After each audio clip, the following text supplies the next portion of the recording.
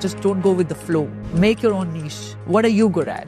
Yeah. And then stick to it. Don't copy everything that's happening around you. I think women can do anything. When their heart is set on something, they will do anything. Right. I think there's no stopping them. They raise children, they look after houses, they look after their husbands, they look after susrals. They do everything. And they manage businesses very well. And they look beautiful. And they look gorgeous while doing it. They will go to the gym as well. They'll do. I just think if you're passionate about something, you should go for it. Be kind, work your ass off, because there's not going to be any shortcut. We have moved away from the traditional design patterns, don't you think so? I think over here, it's just like we just not promoted very well. Hello everyone, this is Empty Out Loud, Jahan Bas Baat Kar Do.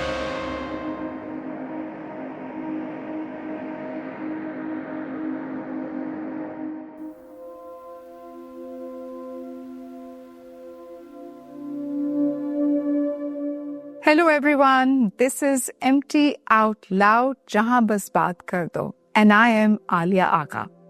In today's episode, we are going to be going beyond fashion. We're going to be talking about the economics of scale and why Pakistan has not been able to actually promote its very well-developed fashion industry.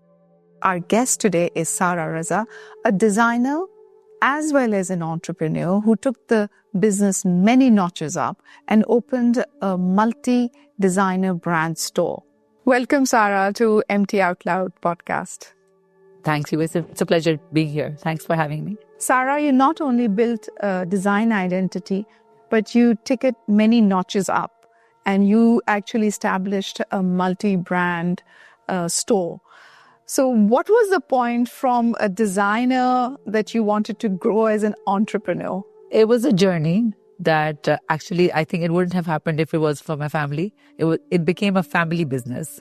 Actually, it was my sister and my brother and his wife, so my sister-in-law. We all got together and we were on a holiday, and I was already designing. My sister was taking exhibitions out of Pakistan and promoting Pakistani designers all over the world. And my brother is a finance guy, so he was just looking at the business side of the business. So we got together, we were on holiday in France, and he wanted to invest in Pakistan. He wanted to have something in Pakistan, and he wanted to encourage me and my sister to do something together. And we were looking at all these fashion houses, and we were looking at all these spaces, and we were getting so inspired. And hence the name L'Atelier came up, which means studio in French. And we were just like, we need to do something. We didn't know what it was, but he said, let's put all our expertise together and let's make money out of it, because he's a finance guy. At that time, there was only one or two other places, and not many fashion houses in Islamabad. So we got together, and because my sister had a lot of experience dealing with Pakistani designers from all over Pakistan, and I had my own design degree, and I graduated from the Pakistan School of Fashion Design from Lahore. I had friends in the business. So we got together, we put our heads together, and we were like, what can we do? And we decided to put all our expertise together and set up L'Atelier. If you look at the majority of the business, जो ख़वातीन, ज़्यादा ख़वातीन इसमें हैं, खैर मर्द हज़रात भी हैं, लेकिन जो ख़वातीन हैं, उन्होंने इसको बहुत informal business बनाया हुआ है.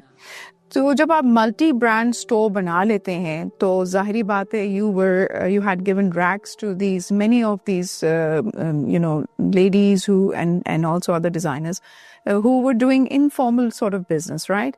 Which means that, it's a small outfit. So it's micro business, I would say. How do you control quality? That was a hard part. It was. We handpicked designers, and we had handpicked collections. Even for the bigger names, we were like, usually people never used to take Islamabad that seriously. And the big designers from Karachi and Lahore were sending the leftovers to Islamabad, we felt. And that had to be controlled with love, you can't be very strict with the designers, especially the big names. We wanted them on board. The professional ones are really professional. We did not have any problem, like quality control thi. But we had to employ people to keep a strict check, and everything that came into the design house was thoroughly checked. Everything was checked, like anything that was out of place, even a button or that. We had our own team that was checking out everything. I mean, I did it for the longest time. My sister's done it. So it wasn't like we didn't really hand over the whole responsibility just to somebody that we had employed. We were very personally involved in each and every aspect of the business. And I think that was the hard part. There's so many designers now in Pakistan, and some of them are really good, and they're big names as well. But other than big names, the emerging ones, the new designers, and you have so many colleges now teaching design. So what is lacking? That why can't we increase our exports, especially on these value-added sort of couture? Do you know that I really don't understand why hasn't it been tapped into?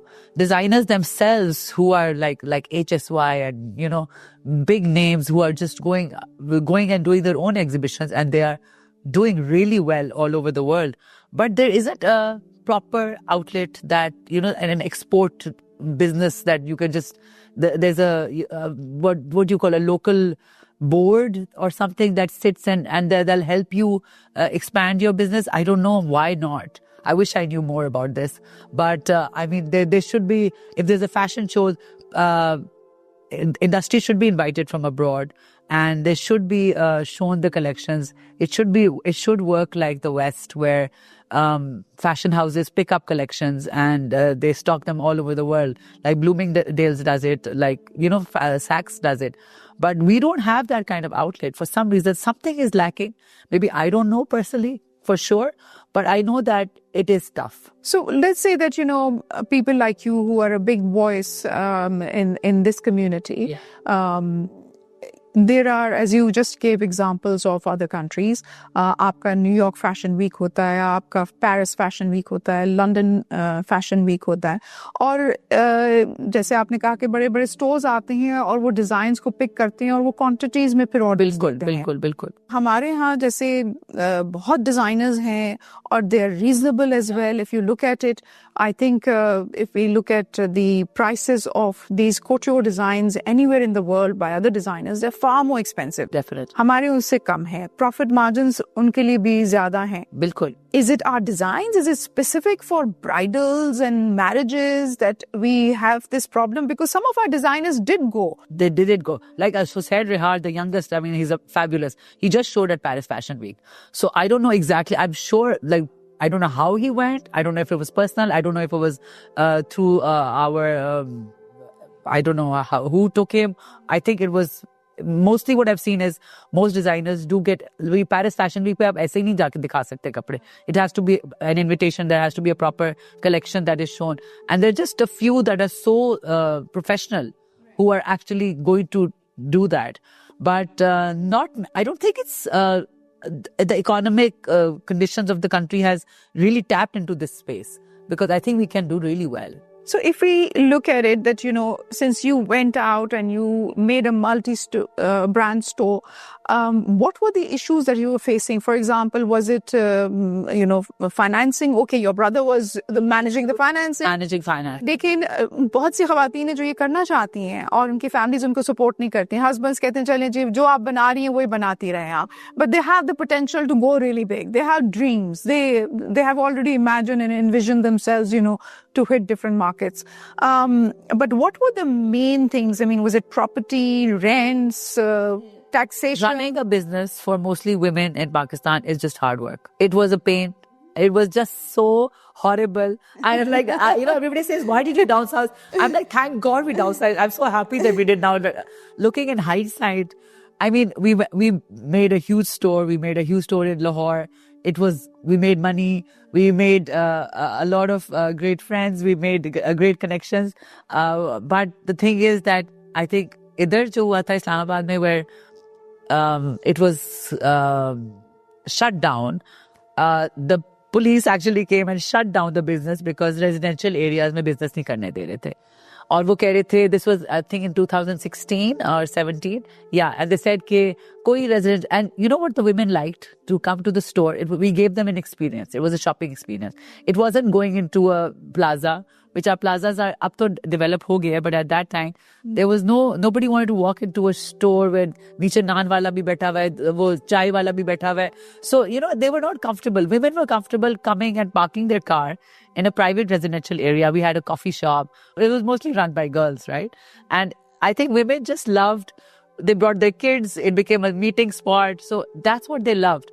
But when they shut us down, although I felt like my baby was shut down because it was like literally my child. And it was a very, very emotional experience for me to shut that store down. And then I tried to open it in another area in F7. But wohi ho gaya tha ki plazas were not very well developed.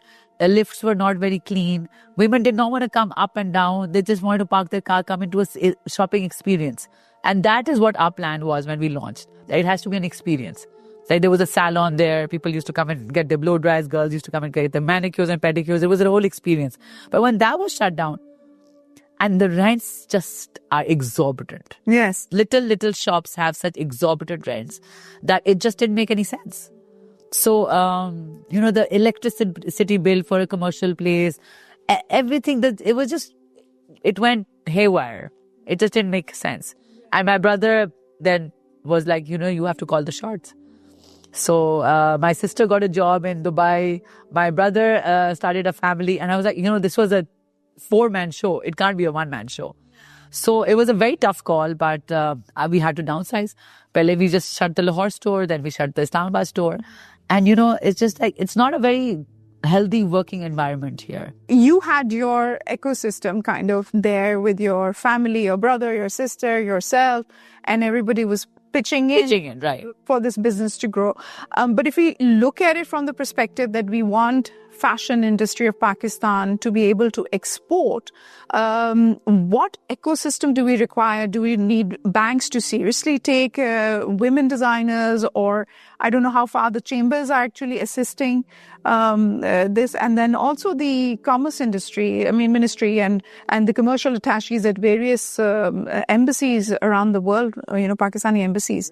So what is it that you see? Who should be really maneuvering this? I think there should be financial loans given out to women. And because all I've seen is big designers who have done very, very well, have had personal backing. Like किसी की family की है, किसी के मियाँ की है, किसी के भाई की है, किसी का, कोई partnership में है. Usually I don't see the commerce industry or the economic industry doing anything for this forum. I just feel it's just left behind for some reason. It's not really tapped into. I think it can be it's a huge market. I think, and even the Pakistani embassies all over the world, they hold the fashion shows. They do hold them. Cultural shows, it's never a business. I mean, all our designers are going and doing exhibitions and stuff, personal level pe jaake kar rahe. But they're not doing the MOUs. Right. Like no big fashion house from the West is picking their collections up. Why not? Right. I think we're at par at doing all of that. Do we have the infrastructure when it comes to stitching and cutting, the right sizing? Isn't that something that the designers lack? Because if you have a medium size, or let's say I'm a medium size, so I know by experience, sometimes small would fit me. It's very seldom the large fits me, but perhaps the length. Everywhere in the world, that a particular brand suits you because they have done sizing. And whether you go to, Levi's in London or America or Milan, Levi's is going to suit you. If it doesn't suit you, then it's not made for your body because there's this sizing on a particular body. So we don't do that kind of sizing anymore, do we? I feel like a Sanya Maskatia large and medium is going to be a large and medium anywhere in the world.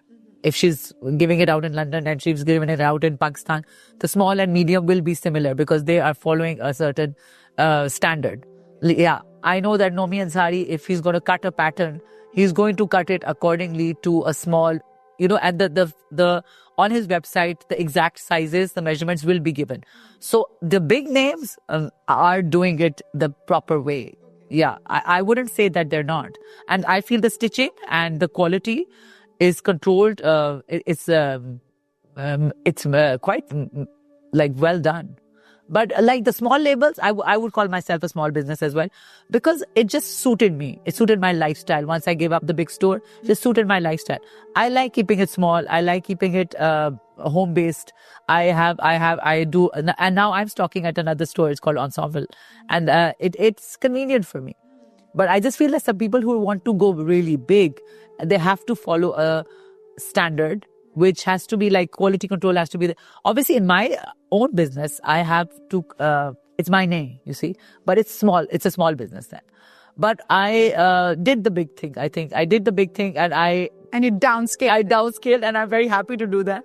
But I can see a huge load has come off you. And considering that I was so unhappy when I was closing the store. And my brother was like, think about it. Do you really want to open another one? Oh, God. That must be hard. It was heartbreaking. It was really hard. How long did it take you to leave that baby? When they shut us down in the residential area, it was, I think, 2016 or 17. Then for 2 years, I ran the other business, which was in the commercial space. And I was like, okay, we'll do it right. Let's follow all the rules, what they're asking us to do. But it's made it too difficult. So it took me a couple of years. So see, you just said that, for you, you're very comfortable right now with the small business and you feel that, it suits your lifestyle. So see, all women are caregivers. In Pakistan, we have slightly more responsibilities, although all over the world, women have responsibilities. Do you think women are a little laid back here and then they cannot grow this business into something which is, should become the attraction from Pakistan? No, I think women can do it. When their heart is set on something, they will do anything. Right. I think there's no stopping them. Yeah. They raise children. They look after houses. They look after their husbands. They look after susrals. They do everything. And they manage businesses very well. And they look beautiful. And they look gorgeous while doing it. They will go to the gym as well. I think women can do anything. I just think that I got lucky that way. I'm not a very good example right now. I just say that. But you know the business. I do know the business. Yeah, I do that. And I know single women. I know women who have just done it single-handedly and they've done it so well. And I think they're capable of doing anything. So I wouldn't say that they're laid back. I've come across these statements through different people and they say that, designers kind of fight over clients because there are very few clients in a way for the expensive couture. So they fight over clients and they're very particular about clientele. They shouldn't go somewhere else or how to, pull that in. Does that really happen? I think that's really sad if it's happening. Okay. I don't think it happens. I think there's clientele for everybody. There's no shortage of clientele. I understand that a lot of bored housewives have just become designers now because that I feel is a problem because they just think, oh, kuch nahi kari to chalo yehi kar lete. Everything requires talent, a know-how, an experience. Like I wouldn't say the designers who's our seniors like Nilofer Shahid and Maheen Kareem and Maheen Khan. They're stars in their own right and they've done it through experience and for years and years of being in the industry. I just feel like you can't take that away from them, right? You just can't. There's no shortage of clients. I feel it's very silly. And I think right now the kind of girls and the clients that we have, they know exactly what they want. You can't fight over them. If they want a Jora from me, they want a Jora from me. If they want a Jora from Misha Likhani, they will not go anywhere else. So I don't think there's a shortage of clients. I just think it's your choice and your budget. So Pakistan has been facing brain drain for a long time and, not only unskilled, but skilled people such as doctors are leaving. What about these institutions? So many universities are churning out young designers. Where are they getting accommodated? Is it something that we don't know about? Are they also getting jobs abroad or they're all getting assimilated in Pakistani? I think they're definitely getting jobs abroad as well. Okay. Yeah, I think they are going. But there is a big industry. There is like the textile industry they go into textiles. They go into, I think fashion designers are a few who are hired as fashion designers. I think they will be hired by big textile companies because that's the way the money is. Because there are very few brands as such that you will say that, okay, they'll get an internship, they'll get a job for a while, but then they'll move forward, because there's not much growth. What advice would you give to a young designer, obviously who has gone through the skill training and everything? What would be your advice to them? I remember when I graduated from the fashion school, I was like, oh my God, I'm done. I'm going to set up my own business and it's going to be so great and I'm going to be a designer. And then, life humbles you. I just think if you're passionate about something, you should go for it. Be kind, work your ass off, because there's not going to be any shortcut. You're not entitled to something just because you got a degree from a fashion school. You're not entitled to a, haan ji, aap aaye, mera design house ka head designer ban jaye. That's what we used to think. But just work hard, be passionate about what you do, enjoy what you do. Just don't go with the flow. Yeah. Make your own niche. What are you good at? And then stick to it. Don't copy everything that's happening around you. So you think, Zara, our fashion design industry will remain to be an SME? It will never grow to be a bigger business? I hope not. I think it will. Inshallah. That's what I hope for. I think it's come a long way. It's come a huge, like what we used to be like and what we are today. It's a massive, big progress. But the government has tried to introduce different projects. And one time, if you remember, Sumida had this program, Ahan. Right. Where all these big designers from Karachi, such as Rizwan Beg, Maheen, and I think Sana Sapinaz, big designers, were trying to save the artisanal works of Pakistan. But that kind of fell flat. Yeah. Perhaps I'm not sure, but there were reviews that many of these artisans worked still under very low wages for these designers, continued to work, and they never had the progress. So how do you feel about that? I mean, is it still very manipulative for workers? I do feel sad about that. I know Behbood does a lot of work. I know they get the local artisans too, and they convert the designs into something very modern, and they do sell it. And it's not very cheap. It's not very, very low price. So I don't know exactly what wages they're getting. But I think the worker of today, the workers that I have today, they know what they're worth. So they are demanding it. But I don't know what happens if they're sitting in the village and they're getting work and if they don't really have a choice. But I think, again, government strict controls have to happen. There has to be a strict policy of the lowest wage that can be paid.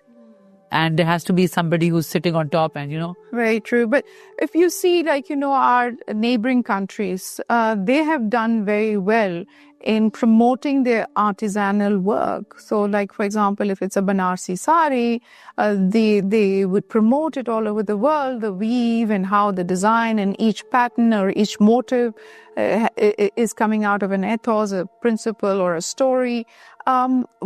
We are kind of following a lot of Western designs. I mean, in a way, we don't follow much of our own ethnicity or, the cultural designs. I mean, in a way.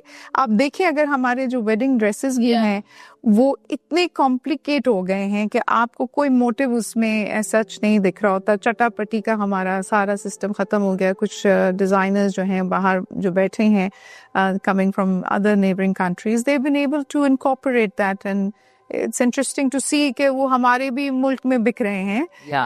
लेकिन हम जो हैं वो बहुत westernized कपड़े, whether it's weddings or it's I think our everyday wear, we have moved away from the traditional design patterns. Don't you think so? I think that वही वाली बात है आलिया के the soft image of Pakistan, where is it? India promotes its everything like there's no tomorrow, it's promoted. It's given out to the West as it's something so fun and something so mysterious and gorgeous. And, I think that's what's lacking. Although I feel like our designs and look at Banto Kazmi's bridal outfits. It's nothing speaks more Pakistani than that. I don't think that there'll ever be a modern Banto outfit, So I think choice ki baat hai. I think Khadi opened up in Westfield, is still in Westfield. I think it does very well because it has to incorporate our designs into the Western world, right? But I think over here, it's just we just not promoted very well. If our festivals, if our events and our traditions are promoted and given a backing, like Basant right now, which was killed a few years ago because of the safety and all of that.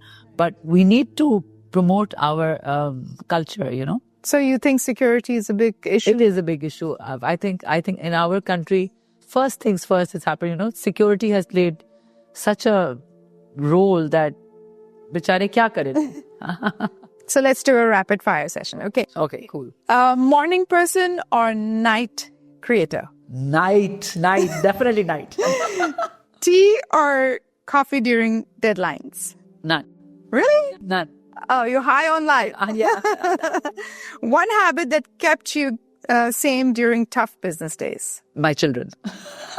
My kids. Really fantastic. I mean, women find so much strength with children. I mean, it's amazing. My kids. Your go-to comfort food after a hard day? Oh my God. I have to be honest, right? KFC. It doesn't show. I've done such a good job considering you just come for a gym too. One fear you've outgrown? Being alone. One strength that you discovered after you closed down your store? Oh, there's so many. I thought that I was known by my store. I came into my own. I found my own identity. That's so important. I mean, women really need to know that they have their identity and they need to just work on it. I felt like I was known by the store. Well, you still are, and then you've done so much more also, yeah. Who believed in you when things were hardest? My father. Oh, that's so sad. I lost him 2 I'm years so ago. sorry. I'm so My sorry. father. Oh. Always standing behind me. What does success mean to you today in one word? Contentment. Happiness. Thank you, Zara, for this insightful discussion. You're most welcome. It was a pleasure, Alia. Thank you so much.